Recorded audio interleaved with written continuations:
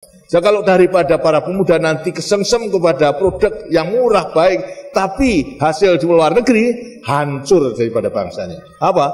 Produknya tidak ada yang membeli. Orde Baru. Banyak yang benci banget, tapi yang rindu juga gak kalah banyaknya. Yap, era Soeharto memimpin Indonesia dari tahun 1966 hingga 1998. Memang sangat kontroversial hingga saat ini. Orde Baru bahkan menjadi sejarah yang bagi sebagian orang masih tabu untuk dibicarakan karena ngeri dan seram. Tapi bukankah alasan terbaik kita belajar sejarah? Karena kita ingin terbebas dari masa lalu dan membayangkan cita-cita alternatif. Inilah beberapa kelebihan dan kekurangan dari periode ini. Soeharto kala itu memang muncul bah pahlawan karena ingin memajukan Indonesia dengan konsep trilogi pembangunan. Pertama, pemerataan pembangunan, lalu pertumbuhan ekonomi, dan yang ketiga, stabilitas ekonomi. Konsep trilogi pembangunan menjadi panduan bagi pemerintah Orde Baru dalam mengarahkan kebijakan dan program-programnya untuk mencapai tujuan pembangunan nasional. Gak heran kalau pembangunan infrastruktur era Orde Baru sangat dikenal pesat dan menjadi kelebihan yang dibanggakan. Kala itu, pemerintah memang fokus pada modernisasi dan pengembangan fisik negara. Berbagai proyek infrastruktur besar dibangun di seluruh Indonesia, termasuk jaringan jalan raya, pelabuhan, bandara, bendungan, dan pembangkit listrik. Contoh-contoh proyek infrastruktur yang terkenal termasuk pembangunan Jalan Tol Trans Jawa, Bandara Soekarno-Hatta di Jakarta, dan Bendungan Jatiluhur di Jawa Barat. Pembangunan infrastruktur ini membantu meningkatkan konektivitas antar wilayah, mempercepat pertumbuhan ekonomi, dan memperluas akses masyarakat terhadap layanan penting. Selain itu, Orde Baru dianggap berhasil menjaga stabilitas politik dengan tangan besi. Setelah kudeta militer di tahun 1965, pemerintah melakukan pembersihan terhadap anggota Partai Komunis Indonesia yang dicurigai terlibat dalam kudeta ini. Tindakan ini dianggap berhasil mengeliminasi ancaman politik yang dianggap mengganggu stabilitas negara.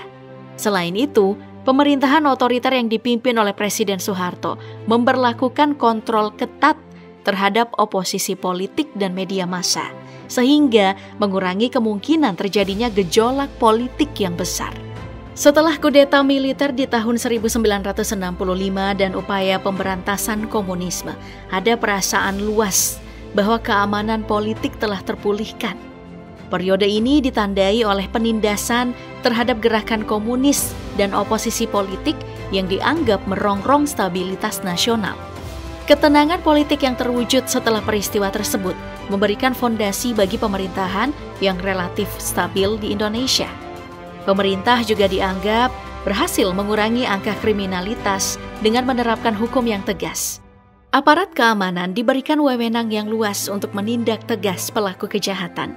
Bahkan, ada suatu operasi rahasia pada masa pemerintahan Soeharto, yakni pada tahun 1980-an, untuk menanggulangi tingkat kejahatan yang begitu tinggi pada saat itu, yang dikenal dengan Petrus, alias penembakan misterius. Operasi ini terdiri dari serangkaian penangkapan dan tindakan tegas terhadap para pelaku kejahatan. Identitas pelaku operasi ini tidak pernah diungkap dan mereka tidak pernah tertangkap. Sehingga muncullah istilah Petrus yang merujuk kepada penembak misterius yang melakukan aksi tanpa diketahui siapa pelakunya. Hal ini pun memberikan rasa aman bagi masyarakat dan menciptakan lingkungan yang kondusif untuk pembangunan dan investasi. Selain itu, Orde Baru juga menerapkan kebijakan swasembada beras. Pemerintah mendorong peningkatan produksi beras secara mandiri agar negara tidak lagi bergantung pada impor beras. Program ini melibatkan upaya pemerintah dalam menyediakan bantuan teknis, infrastruktur, serta insentif keuangan kepada petani untuk meningkatkan produktivitas pertanian padi. Swasembada beras menjadi salah satu indikator keberhasilan pemerintahan Orde Baru dalam mencapai kemandirian pangan. Jadi emang sangat mulia kan niat dan cita-cita Soeharto bagi Indonesia. Sayangnya niat aja gak cukup. Butuh duit gede buat mewujudkan semua cita-citanya demi memajukan Indonesia. Nah biar cepet, Jalan pintas seperti yang biasanya kita lakukan buat dapat duit adalah ya ngutang dong. Makanya pemerintahan Orde Baru aktif mengambil pinjaman dari luar negeri untuk mendanai proyek-proyek pembangunan besar-besaran. Namun, utang Indonesia makin kesini makin gede. Sampai akhirnya terjadilah krisis moneter di tahun 1998. Krisis moneter tahun 1998 sebenarnya disebabkan oleh berbagai faktor, termasuk penurunan harga aset, kesulitan dalam pembayaran utang oleh bisnis dan konsumen, serta lembaga keuangan yang kekurangan likuiditas. Investor panik dan menarik investasinya, lalu menyebabkan gejolak pasar finansial. Penyebab lain termasuk runtuhnya gelembung spekulatif, jatuhnya pasar saham, dan gagalnya bayar pemerintah. Krisis dimulai dari krisis finansial Asia 1997, dipicu oleh kondisi ekonomi yang lumpuh dan berbagai masalah domestik, seperti krisis valuta asing, musim kering berkepanjangan, dan kebakaran hutan. Dana luar negeri yang masuk secara besar-besaran, namun kurangnya transparansi menyebabkan masalah kepercayaan. Sektor swasta banyak meminjam dana luar negeri dengan jatuh tempo pendek. Pasar keuangan Indonesia pun mengalami keruntuhan.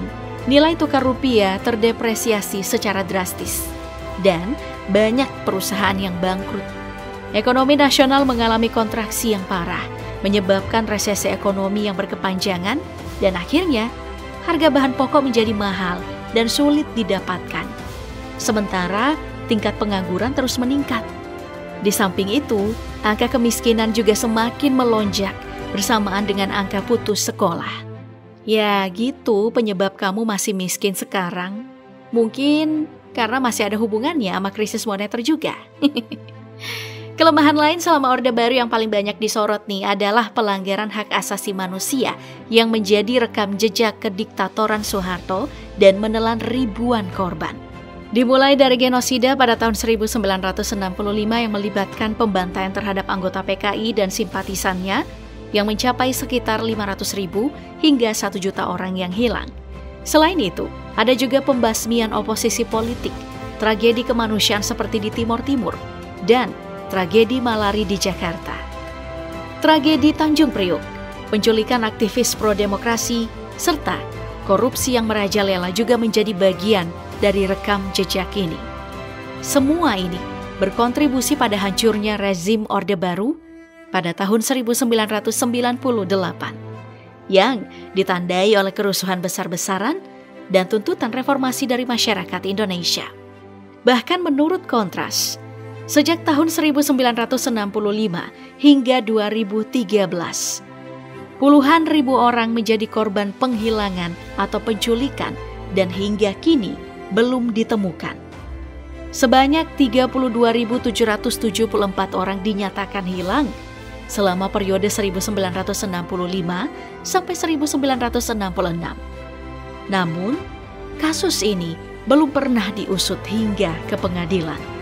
Operasi penembakan misterius alias Petrus tadi juga menimbulkan kontroversi, bahkan dianggap tindak kejahatan HAM karena banyaknya laporan tentang penyalahgunaan kekuasaan yang terjadi selama operasi ini berlangsung.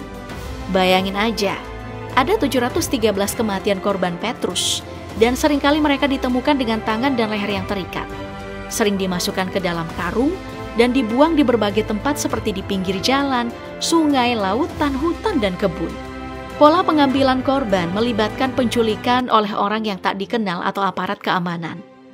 Petrus pertama kali diluncurkan di Yogyakarta oleh M. Hasbi, yang saat itu menjabat sebagai Komandan Kodim 0734, dengan rencana ekspansi oleh Panglima Kowilhan II Jawa Madura, Letjen TNI Yogi S. Mehmet. Aksi ini kemudian dilakukan secara rahasia di berbagai kota lainnya. Soalnya Soeharto kan memang seorang tokoh militer ya. Ia mendorong fokus pada keamanan nasional yang dipegang oleh ABRI. Pemerintahan ini menggunakan pendekatan keras, seperti untuk mengatasi kejahatan dan premanisme, meskipun menyebabkan pelanggaran hak asasi manusia. Dan yang gak habis fikri nih, masyarakat Indonesia secara umum kala itu justru merespon positif terhadap operasi yang dilakukan oleh TNI. Soalnya masyarakat terlanjur kecewa terhadap Polri yang dinilai gagal mengatasi keganasan para penjahat. Nah, sebagai gantinya, mereka melihat TNI ini sebagai institusi yang mampu memberikan keamanan dan ketertiban yang mereka harapkan. Tapi nggak cuma sampai di situ. Orde Baru juga dinilai buruk karena kurangnya kebebasan berpendapat dan berekspresi.